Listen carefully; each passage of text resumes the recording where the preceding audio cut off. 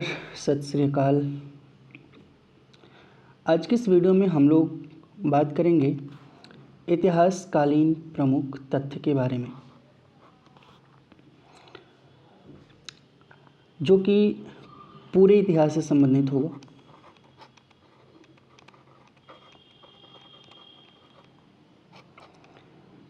इसमें इतिहास में जो मुख्य मुख्य तथ्य होंगे उनके बारे में हम संक्षेप में टिप्पणी करेंगे, संक्षेप में इसके बारे में जानेंगे। ये आपके SSC, bank, railway, SI, TET etcetera all one day exam के लिए अप्लीकेबल होगा। ठीक है ना।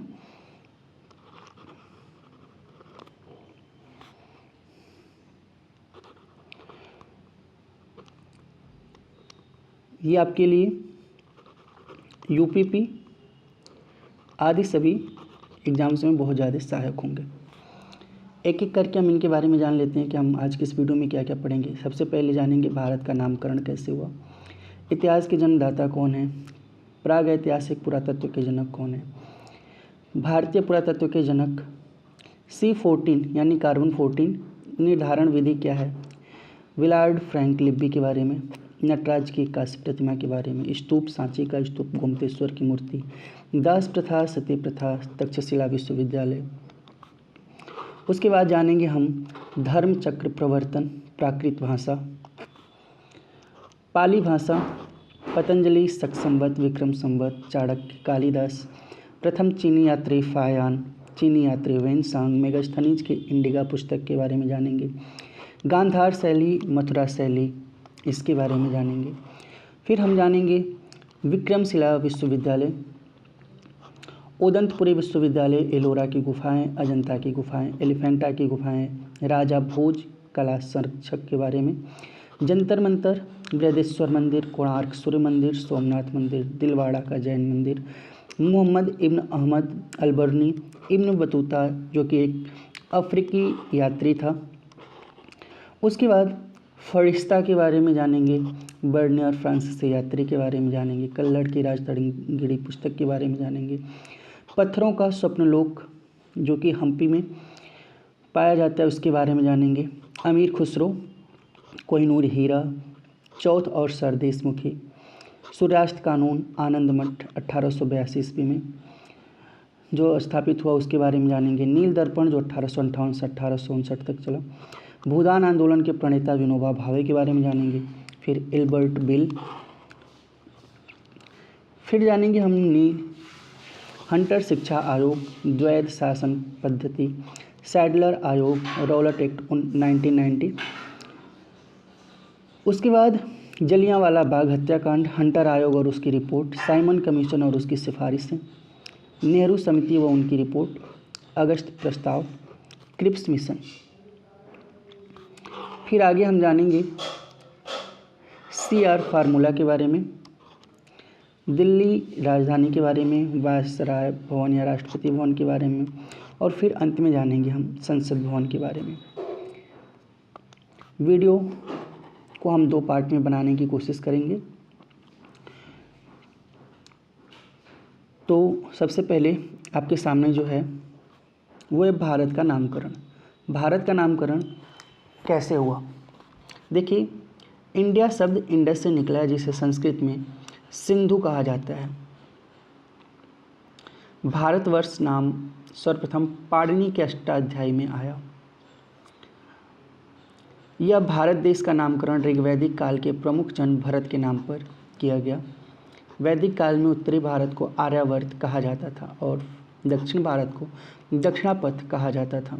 जैन कथाओं के अनुसार देश का यह नाम प्रथम जैन तीर्थंकर ऋषभदेव के बड़े पुत्र का नाम भारत था, जो प्रतापी व शक्तिशाली राजा थे। जैन कथाओं के अनुसार अगर हम वहीं पे बात करते हैं पौराणिक कथाओं के अनुसार, तो पौरु वंश के राजा दुष्यंत एवं शकुंतला के पुत्र भरत के नाम पर दिया गया। ब्राह्मण ग्रंथों में इस देश को भारतवर्ष कहा गया है।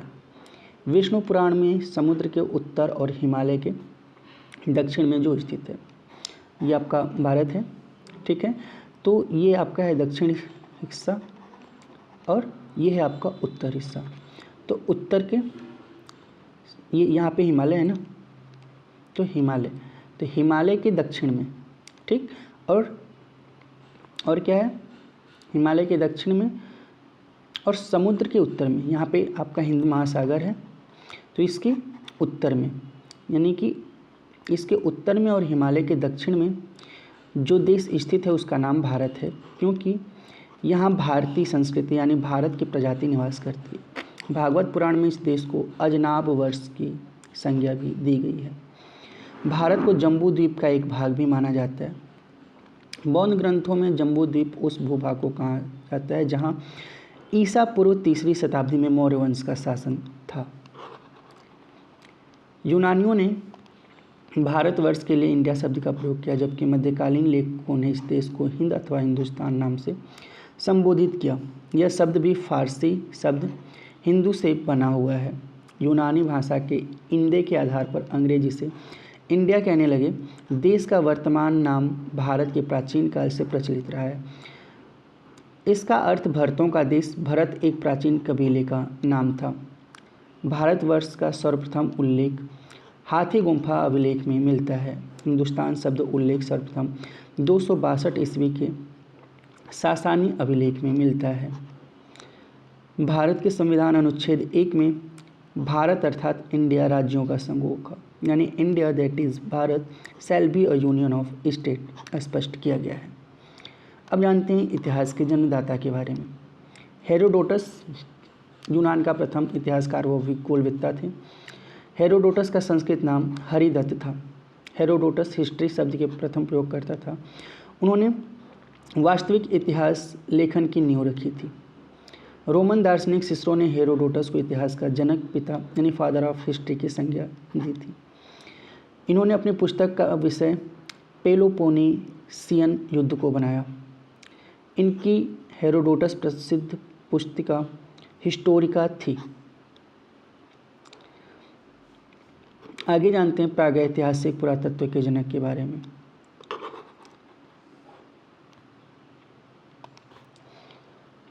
भारत में पुरापाषाण काल से संबंधित पुरातात्विक खोज को शुरू करने का श्रेय रॉबर्ट ब्रूस फुट को दिया जाता है। भारतीय भूवैज्ञानिक सर्वेक्षण के रॉबर्ट ब्रूस फुट ने वर्तमान तमिलनाडु के चिंगलपुट जिला के पल्लवरम चेन्नई मद्रास के निकट नामक पुरास्थल से 30 मई 1863 को लैटराइट मिट्टी के जमाव से हस्तकुठार खोज निकाला था।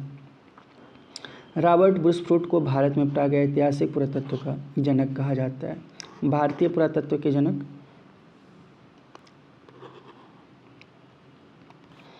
भारतीय पुरातत्व सर्वेक्षण ASI ब्रिटिश पुरातत्व शास्त्री विलियम जोन्स द्वारा 15 जनवरी 1784 को स्थापित Asiatic Society of Bengal Kolkata के उत्तराधिकारी थे। 1788 में इनका पत्र द एशियाटिक रिसर्चेस प्रकाशित होना आरंभ हुआ था और 1814 में यह प्रथम संग्रहालय बना बंगाल में। एसाई अपने वर्तमान रूप में 1861 में ब्रिटिश शासन के अधीन सर अलेक्जेंडर कनिंघम द्वारा तत्कालीन वायसराय चार्ल्स जॉन कैनिंग की सहायता से स्थापित हुआ था। पुरातत्व के क्षेत्र में महत्वपूर्ण योगदान के लिए सर अलेक्जेंडर कनिंघम को भारतीय पुरातत्व का जनक यानी father of the Indian archaeology कहा जाता है। 1944 में जब मार्टिमर व्हीलर महानिदेशक बने तब इस विभाग का मुख्यालय रेलवे बोर्ड भवन शिमला में था। यह भारतीय पुरातत्व सर्वेक्षण पर्यटन एवं संस्कृति मंत्रालय के अंतर्गत कार्य करता है। अब कार्बन 14 निर्धारण विधि विलार्ड फ्रैंक लिब्बे के बारे में जानते हैं। सभी सजीव वस्तुओं में एक प्रकार का रेडियोधर्मी कार्बन होता है जिसे कार्बन 14 कहते हैं। कार्बन डेटिंग प्रणाली का विकास विलार्ड फ्रैंक लिब्बे द्वारा 1940 ईस्वी में किया गया था। इनको 1960 ईस्वी में इस खोज के लिए नोबेल पुरस्कार दिया गया था। जीवित अवस्था में मनुष्य, पशु, पक्षी व पौधे वायुमंडल से कार्बन 14 लेते हैं और उतनी मात्रा में रेडियोधर्मिता के कारण उसमें ह्रास होता रहता है। मृत होने पर वे नया कार्बन नहीं लेते परंतु उसे एक निश्चित दर से ह्रास होते रहते हैं। किसी वस्तु में निहित कार्बन 14 यानी C14 की मात्रा को ज्ञात करने की प्रक्रिया को रेडियो कार्बन 14 निर्धारण विधि या कार्बन डेटिंग कहते हैं। जब कोई वस्तु जीवित रहती है तो कार्बन ग्रहण करती है। कार्बन के समस्थानिक में कार्बन 12 रेडियोधर्मी नहीं होता, जबकि कार्बन 14 रेडियोधर्मी होता है। जीवित पेड़ पौधों व जंतुओं में C12 व C14 दोनों समान अनुपात में पाए जाते हैं। जब पेड़ पौधे व जीव जंतु मर जाते हैं तब C12 की मात्रा यथावत स्थिर रहती है, लेकिन C14 की मात्रा क्रमशः कम होने लगती है। जब वस्तु निष्प्राण हो जाती है तब इसमें विद्यमान C में आई कमी को मापकर उसके समय का निर्धारण किया जा सकता है। यह इसलिए संभव है क्योंकि C14 का आधा जीवन 5568 वर्षों का होता है। इस प्रकार वस्तु का भार 5568 वर्षों पहले निष्प्राण हो गई तो इसकी C धारता उस समय की तुलना में आधी रह जाएगी जब तक जीवित थी। जिस वस्तु में C14 की मात्रा जितनी ही कम पाई जाती है वह उतनी ही प्राचीन मानी जाती है। कार्बन डेटिंग से 50,000 वर्ष तक के जीवाश्मों की आयु आसानी से ज्ञात की जा सकती है। इससे पुरानी वस्तुओं की आयु ज्ञात करने के लिए यूरेनियम डेटिंग का प्रयोग होता है। अब नटराज की कांस्य प्रतिमा के बारे में जानते हैं। चोल वंश के अधिकांश शासक उत्साही शैव थे, अतः इस काल में शैव मूर्तियों का निर्माण ही अधिक हुआ। पाषाण मूर्तियों से भी अधिक धातु कांस्य मूर्तियों का निर्माण हुआ। सर्वाधिक सुंदर मूर्तियां नटराज शिव की हैं, जो बहुत बड़ी संख्या में मिली हैं। ये मूर्तियां प्रायः चतुर्भुज हैं, जो कि चोल कला का सर्वश्रेष्ठ उदाहरण है। त्रिचनापल्ली की तिरुभरंग कुलम से नटराज की एक विशाल कांस्य प्रतिमा मिली, जो इस समय दिल्ली के संग्रहालय में है। इसी जिले के वलनकड़ू से शिव के अर्धनारीश्वर रूप में एक मूर्ति मिलती तांबे की बनी नटराज शिव की प्रतिमा, जो मद्रास संग्रहालय में सुरक्षित है। इसमें नारी तथा पुरुष की शारीरिक विशेषताओं को उभारने में कलाकार का विशेष सफलता मिली है। इसके अतिरिक्त ब्रह्मा, विष्णु, लक्ष्मी, भूदेवी, राम, सीता, कालिया नाग पर नृत्य करते हुए बालकृष्ण तथा कुछ शैव संतों की मूर्तियां भी प्राप्त होती हैं, जो कलात्मक दृष्टि से भव्य एवं सुंदर हैं। अब जानते हैं हम स्तूप के बारे में। स्तूप का शाब्दिक अर्थ है किसी वस्तु का ढेर या थूहा। वस्तु का प्रारंभिक उल्लेख ऋग्वेद में मिलता है। स्तूप का प्रारंभिक उल्लेख ऋग्वेद में मिलता है। स्तूप का विकास संभवतः मिट्टी के ऐसे चबूतरे से हुआ जिसका निर्माण मृतक की चिता के ऊपर अथवा मृतक की चुनी हुई अस्थियों को रखने के लिए किया जाता था। महात्मा बुद्ध की मृत्यु के बाद उनके अस्थि अवशेषों पर 8 स्तूपों का निर्माण हुआ। इन स्तूपों का निर्माण अजातशत्रु तथा इस क्षेत्र के गढ़ राज्यों ने करवाया। कालांतर में मौर्य सम्राट ने 84,000 बौद्ध स्तूपों का निर्माण साम्राज्य के विभिन्न हिस्सों में कराया था, किंतु मौर्य वंश के पश्चात पुष्यमित्र शुंग यानी शुंग वंश के जो राजा थे ने इन्हें नष्ट कर दिया। स्तूपों को मुख्यतः 4 भागों में बांटा जा सकता है: शारीरिक स्तूप, पारिभोगिक स्तूप, उद्देशिका स्तूप, पूजार्थ स्तूप। स्तूप के महत्वपूर्ण हिस्से इस प्रकार होते हैं। वेदिका रेलिंग का निर्माण स्तूप की सुरक्षा के लिए होता है। मेघी कुर्सी वह चबूतरा जिस पर स्तूप का मुख्य हिस्सा आधारित होता है। स्तूपों में बरहुत का स्तूप सर्वाधिक प्राचीन स्तूप है, जिसकी खोज 1873 में अलेक्जेंडर कनिंघम ने की थी। 2 शताब्दी ईसा पूर्व के करीब निर्मित यह स्तूप मध्य प्रदेश के सतना जिले में स्थित है। सांची स्तूप स्तूपों में सबसे विशाल और श्रेष्ठ है। इसका निर्माण मौर्य सम्राट अशोक ने करवाया था। सांची स्तूप मध्य प्रदेश के रायसेन जिले में स्थित है। इस स्तूप की खुदाई में सारीपुत्र के अवशेष मिले हैं। अमरावती स्तूप का प्राचीन नाम धान्यकटक था। इसका निर्माण धनिकों और श्रेणी प्रमुखों के अनुदानों तथा सफ़ेद संगमरमर से करवाया गया है। धमेख स्तूप, जिसे सारनाथ स्तूप के नाम से भी जाना जाता है, इस स्तूप की नींव अशोक के समय रखी गई थी। इसका विस्तार कुषाण काल में हुआ। कालांतर में इसे गुप्त शासकों द्वारा पूर्ण करवाया गया। यह स्तूप अन्य स्तूपों से अलग ईंटों द्वारा धरातल पर निर्मित है, न कि चबूतरे पर। चैत्यगृह का भी बौद्ध उपासकों के लिए बड़ा महत्व था। बौद्ध धर्म में मूर्ति पूजा का विधान होने से पूर्व चैत्यगृह का निर्माण कर उनकी बुद्धि के प्रतीक के रूप में पूजा की जाती थी। चैत्य का अर्थ है कि एक पवित्र कक्ष होता था जिसके मध्य में एक छोटा स्तूप होता था जिसे दागोब के नाम से भी जाना जाता था, जिसकी पूजा की जाती थी। बौद्ध धर्म में विहार का निर्माण आवासीय उद्देश्य से किया जाता था। चैत्य गृहों में कार्ले का चैत्य अपनी वास्तु सुंदरता के लिए प्रसिद्ध है। अब जानते हैं सांची के स्तूप के बारे में। मध्य प्रदेश की राजधानी भोपाल के समीप सांची बौद्ध स्तूपों के लिए विश्व प्रसिद्ध है। यहाँ पहाड़ी पर मौर्य शासक अशोक ने विशाल स्तूप का निर्माण करवाया था। यह ईंटों का बना था जिसके चारों ओर लकड़ी की बाड़ लगी थी। सांची के दीर्घकाल तक बौद्ध धर्म से संबंधित रहने के कारण इसका नाम चैत्य चैत्यगृह प्रसिद्ध हुआ। अशोक द्वारा निर्मित महास्तूप शुंग काल में पाषाण पट्टिकाओं से जुड़ा गया। लकड़ी के स्थान पर पाषाण वेदिका बनाई गई तथा चारों दिशाओं में 4 तोरण गेटवेज लगा दिए गए। बुद्ध के जीवन की घटनाओं व जातक कथाओं के चित्रों से भरे हैं। ऊपर से नीचे तक अलंकृत हैं। इन पर सिंह, हाथी, धर्मचक्र, यज्ञ, त्रिरत्न के चित्र खुदे हुए हैं। वेदिकाओं पर अंकित लेखों में दानकर्ताओं के नाम सुरक्षित हैं जिन्होंने स्मारकों के निर्माण में योगदान किया। इनमें शासक, भिक्षु, सामान्य जन सभी हैं। मुख्य स्तूप के दक्षिणी द्वार पर उत्कीर्ण लेख में सातवाहन शासक सतकर्णी का नाम है। आगे जानते हैं गोमतेश्वर की मूर्ति के बारे में। कर्नाटक के हासन जिला के श्रवणबेलगोला में बिना किसी सहारे खड़ी पत्थर से निर्मित विश्व की ऊंची प्रतिमा स्थापित की गई है जिसका निर्माण चामुंडराय गंग सेनापति ने करवाया था। गंग नरेश राजमल्ल चतुर्थ के दरबार में मंत्री था। चंद्रगुप्त मौर्य वंश संस्थापक को भद्रबाहु जैन गुरु द्वारा संन्यास लेने के बाद शेष दिन यहाँ व्यतीत किए थे। गोमतेश्वर या बाहुबली जैन धर्म के प्रथम उपदेशक ऋषभ देव के पुत्र थे।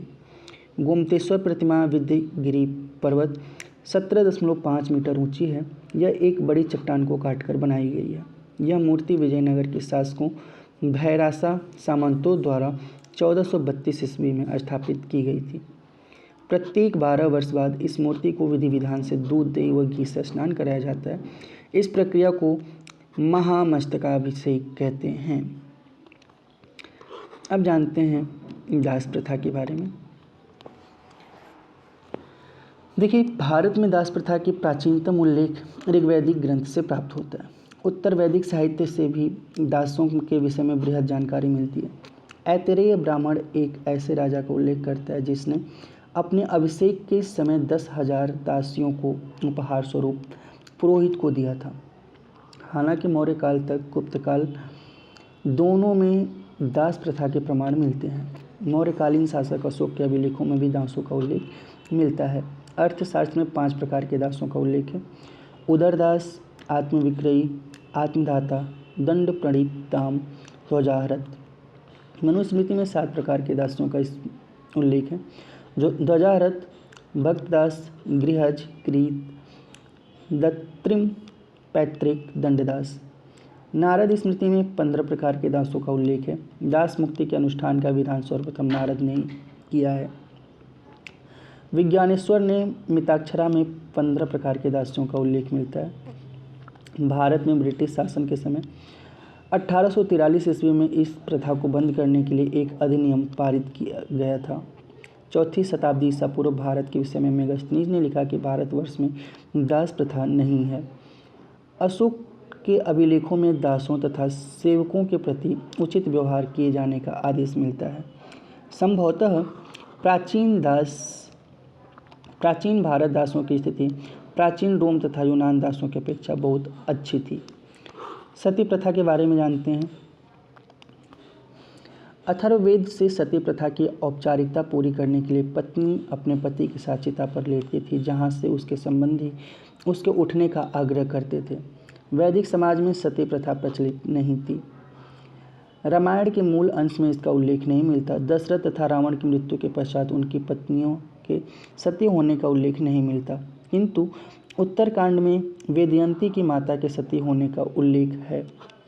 ब्राह्मण साहित्य, बौद्ध साहित्य एवं गृह सूत्रों से भी इसका उल्लेख नहीं मिलता। महाभारत के इस प्रथा का विस्तृत उल्लेख नहीं मिलता है। पांडु की मृत्यु के बाद उनकी पत्नी सावित्री सती हो गई थी, जबकि अभिमन्यु, घटोत्कच तथा द्रोण की पत्नियां सती नहीं हुई थी। कौटिल्य के अर्थशास्त्र मौर्य काल में सती प्रथा का कोई प्रमाण नहीं मिलता, किंतु यूनानी लेखकों ने उत्तर पश्चिम में सैनिकों की स्त्रियों के सती होने का उल्लेख किया है। दूसरी शताब्दी ईसा के लगभग चेर शासक नेदुन जेरल आदन का चोल शासक पत्तिनी से युद्ध हुआ, जिसमें दोनों मारे गए। फलस्वरूप दोनों ही पत्नियां सती हो गई। पुराणों में सती होने का उल्लेख मिलता है। वात्स्यायन, भास, कालिदास एवं शूद्रक जैसे विद्वानों ने इसका उल्लेख किया है। सती प्रथा का प्रथम अभिलेखीय प्रमाण गुप्त काल में मिलता है। 510 ईसा के एरण अभिलेख से पता चलता है कि गुप्त नरेश भानुगुप्त का मित्र गोपराज सैनिक जो था, होड़ों के विरुद्ध वीर गति को प्राप्त हुआ। तत्पश्चात उसके पत्नी के सती होने का उल्लेख मिलता है। गुप्त साम्राज्य के पश्चात पुष्यभूति वंश में हर्षवर्धन ने अपनी बहन राजश्री को अपने मित्र की सहायता से सती होने से बचा लिया था। इस प्रथा का अपने अपने समय में कश्मीर के शासक सिकंदर, पुर्तगाली गवर्नर अल्बुकर्क, मुगल सम्राट अकबर, पेशवाओं लॉर्ड कॉर्नवालिस, लॉर्ड हेस्टिंग एवं लॉर्ड विलियम वेंटिक द्वारा विरोध किया गया। 1829 ईस्वी में भारत के governor general lord William Bentinck द्वारा सती प्रथा को प्रतिबंधित करने के लिए लाए गए कानून को लागू करवाने में राजा राम मोहन राय ने सरकार की मदद की थी। अंततः सती प्रथा को अवैध घोषित किया गया। अब जानते हैं तक्षशिला विश्वविद्यालय के बारे में।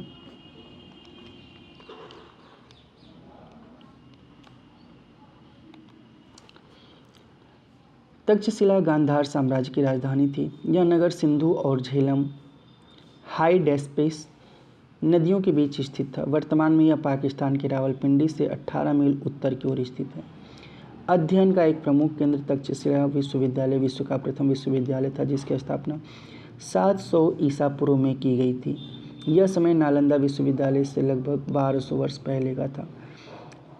इस विश्वविद्यालय में पूरे विश्व के 10,500 से अधिक छात्र अध्ययन करते थे।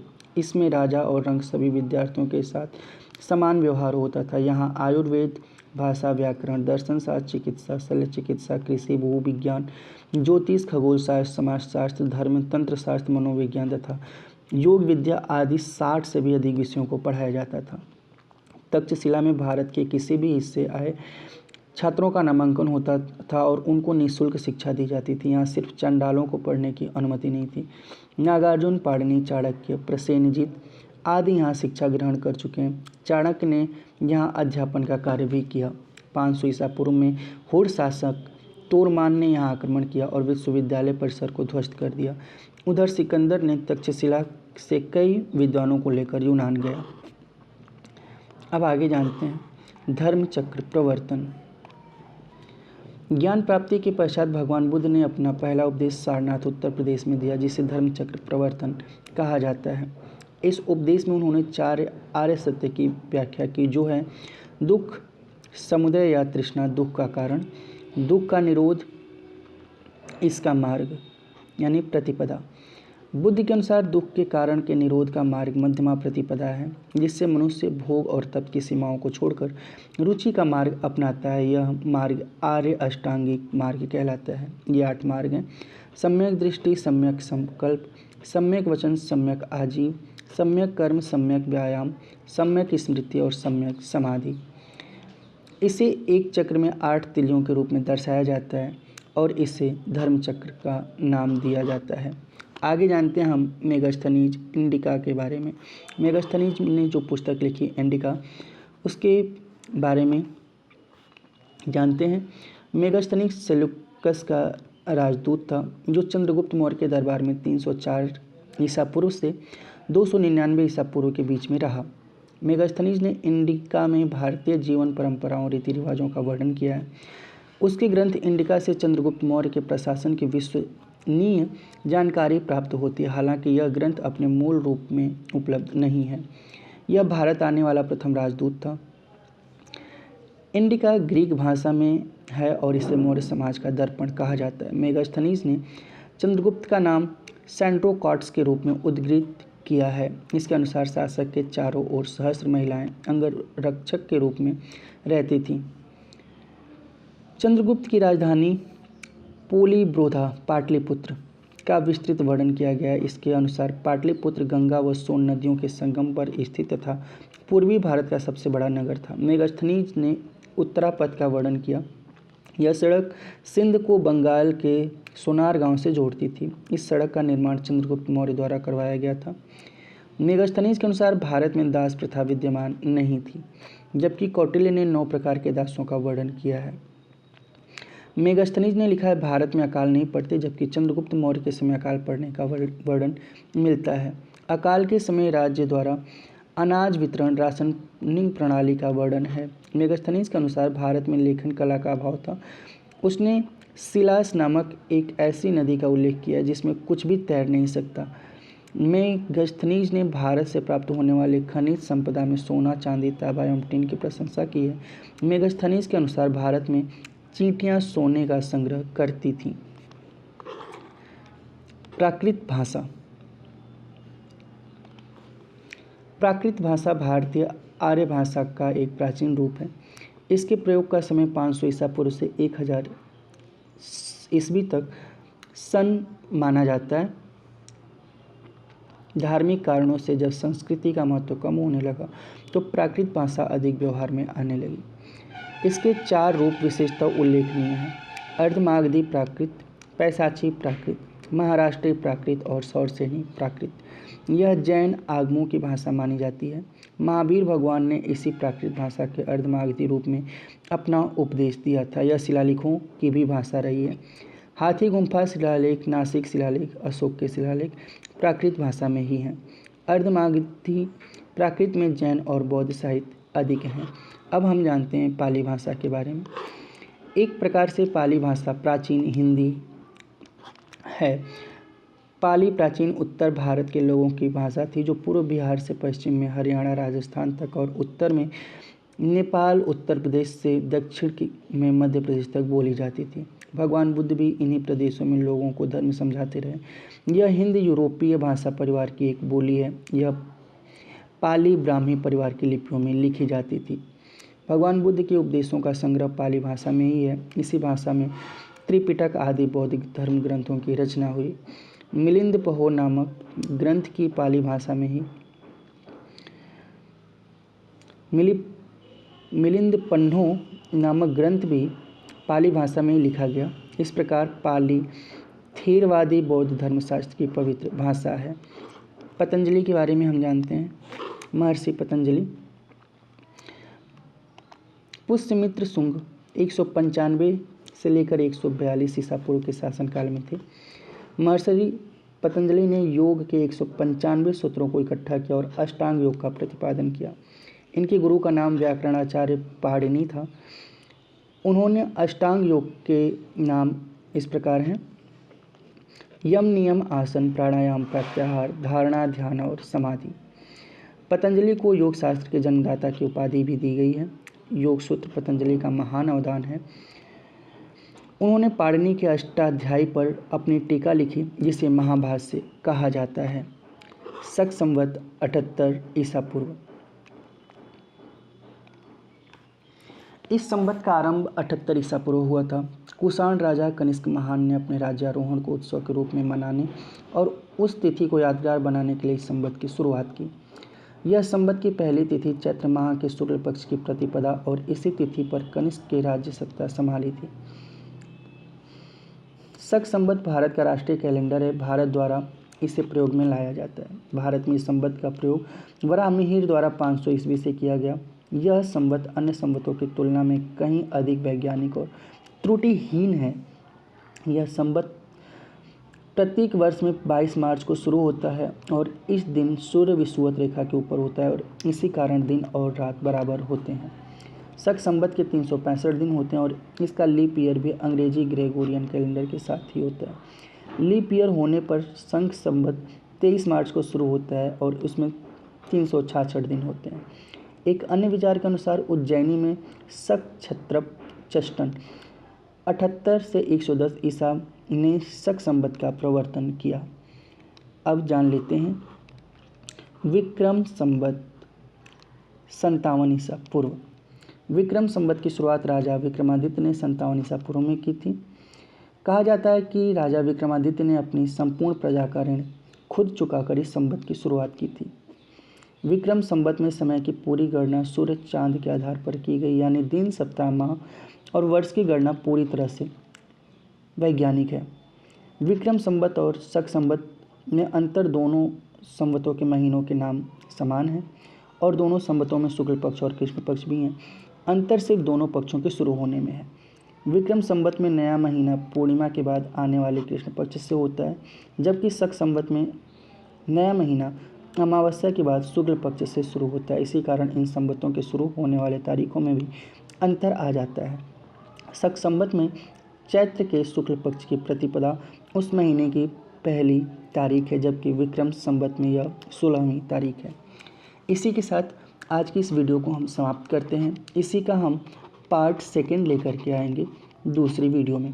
उम्मीद करता हूँ आपको वीडियो काफ़ी अच्छी लगी होगी, और भी ऐसी वीडियो को पाने के लिए हमारे चैनल को सब्सक्राइब करके बेल आइकन प्रेस कर लीजिए, जिससे आने वाले वीडियो की नोटिफिकेशन आपको सबसे पहले मिल जाया करे। धन्यवाद।